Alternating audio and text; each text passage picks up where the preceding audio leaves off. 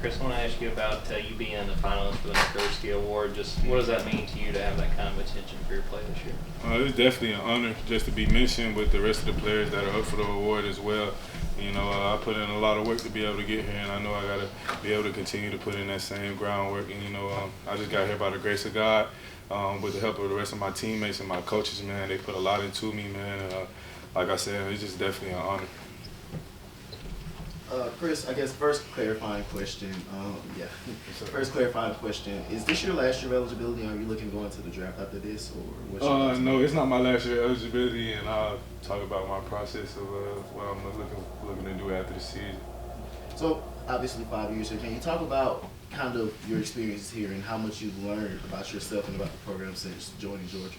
Well, number one, 10 out of 10 experience, man. I done had a hell of an experience here. Built a lot of connections with a lot of coaches and players, and just learned a lot about myself as a man. I even grew into it, man, while I was here. Everybody when you're 18, you feel like you're a man, but you don't really realize till about 4 or 5 years later you were just beginning to become a man. So that's pretty much a whole synopsis of my time and my experience here. It's obviously a senior day on Saturday, and you're the senior that mentors a lot of young safeties. You probably mentor Malachi and Ja'Cory and all them. When you came in as a freshman, who was the senior upperclassman that was your biggest mentor, and what did you learn? J.R. Reed for sure, and Tyreek McGee. Just like I used to see how hard those guys used to work, and I just used to, I used to watch them a lot, very close in practice, and I used to ask a lot of questions from them, especially J.R. J.R. one of the smartest players I ever played with to this day. And he just poured so much into me, and just a lot of stuff he used to tell me back then I didn't kind of understand until like about 2-3 years later when he was gone. And I just used that, applied to my game today. And, I try to, my boys, Ja'Cory, Malachi, David Daniels, Dan, all the safeties, really all the DBs, I just try to pour that into them.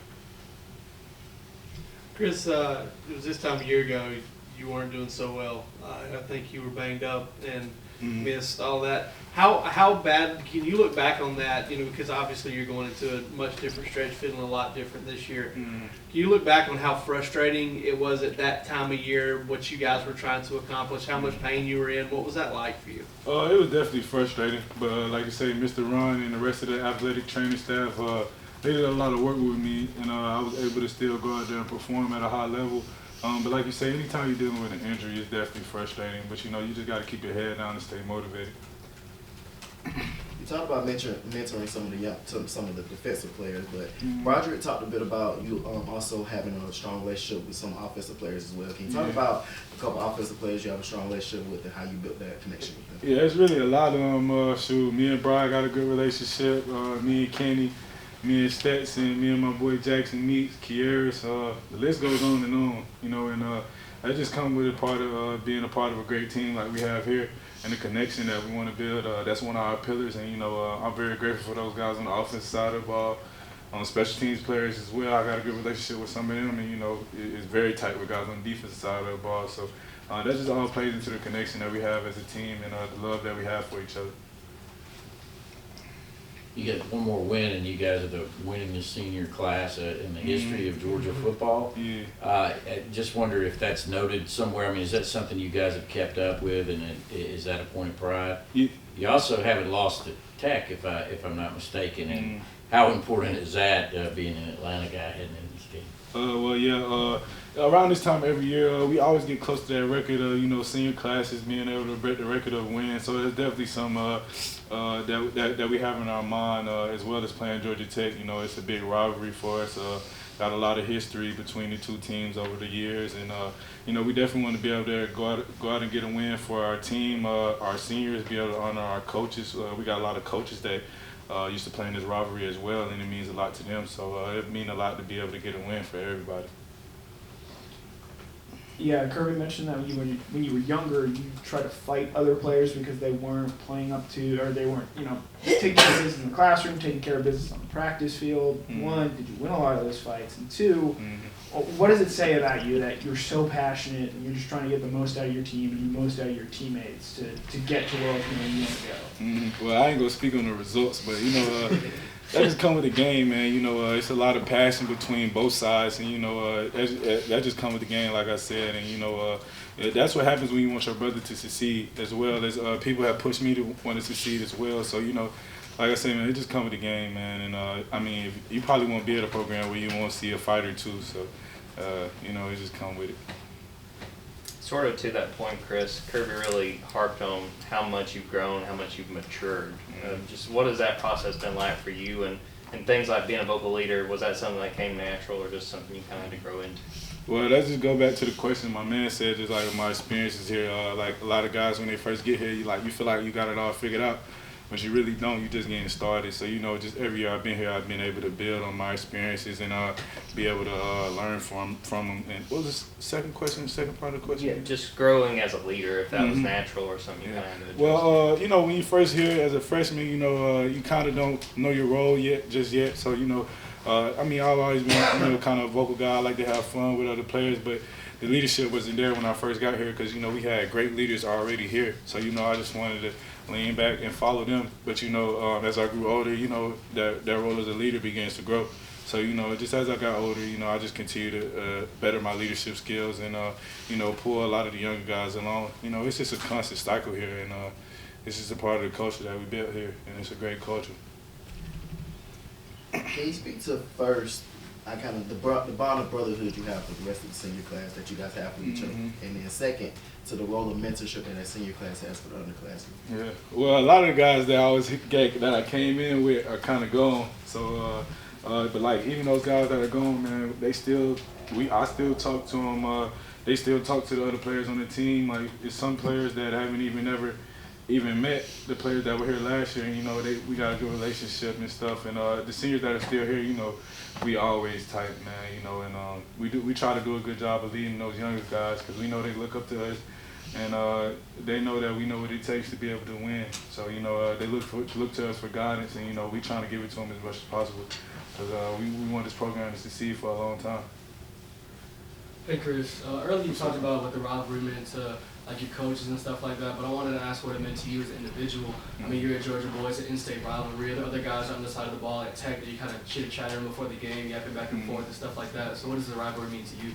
Yeah, I got a few friends on the other side of the ball, great players, and like you say, man, it's just being in the state of Georgia, I've seen what this rivalry has meant from between Georgia and Georgia Tech for a very long time. And like I said, just going back to our coaches, they let us know like how deep the rivalry really goes, because you know, I've only been alive for, you know, 22 years. Some of our coaches are 40, 50 years old, so they let us know, you know, how important it is to, you know, the rest of our fan base and guys that have been alive to see this rivalry grow for a very long time. So, you know, it's important to me, but it's important to me because it's important to the people that back me while I'm out there on the field.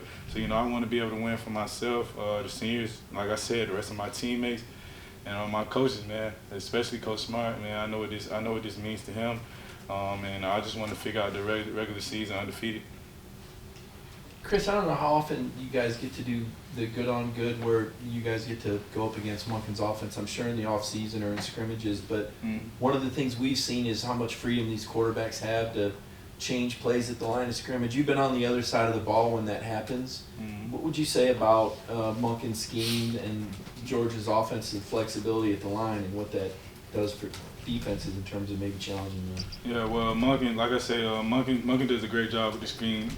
He does a lot of good things with certain different players, putting good players in position to make a lot of big plays, using their skill sets to his advantage.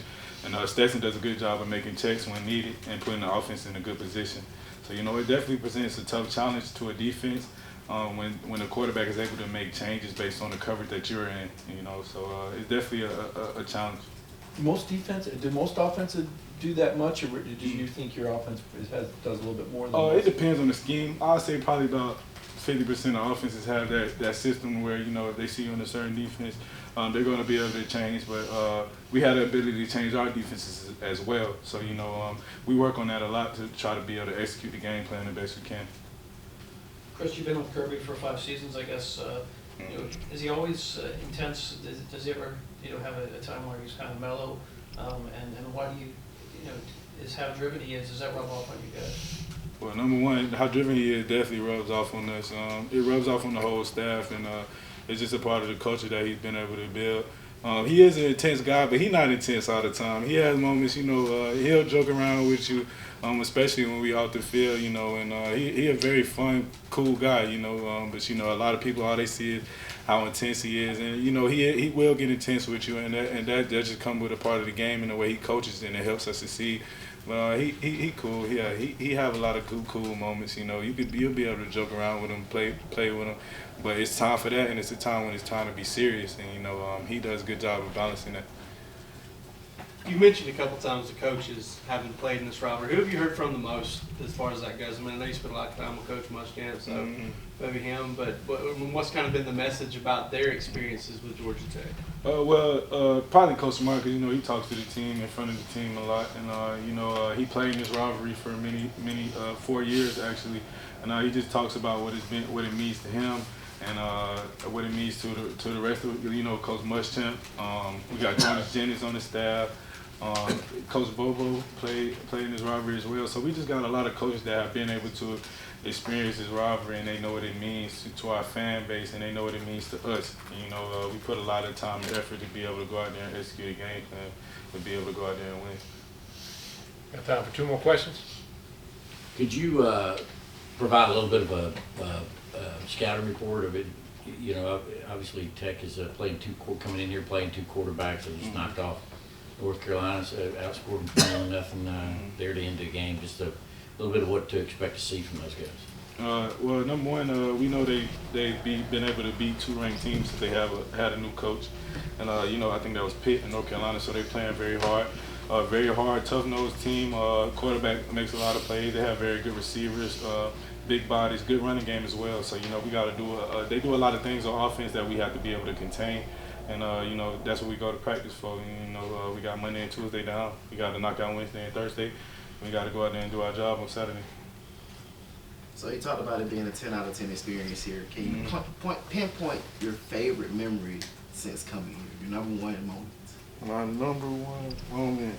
Outside the national championship. Yeah, I was going to say it'd be wrong for me to go outside of the Natty. Oh man, let me see. I'll say probably my first game when I was able to start. I've been asked this question before, and it just meant a lot to me. Just all the work I was able to put in, and how much I had to persevere. That I finally be able to get out there on the field and go to war with my brothers, and show the world what I could do. I'll say that's probably my favorite moment. And no, actually I take that back. It was last year when we played Clemson, and I got a pick 6. I take that back. It was last year when we played Clemson. I got a pick 6. It was just a special moment. It was a very big play. Help the team be able to get a win that day. My mom was there, my sister was there. My dad wasn't there because he was watching my brother play, and they was playing Stanford, Kansas State and Stanford, and he actually got a pick earlier in that day. So a lot of my friends and stuff, they know my brother as well, so they like, man, you gotta get one. So I got one, and then I had to one up my brother and score a touchdown. Yeah, that's probably my favorite moment. Appreciate you.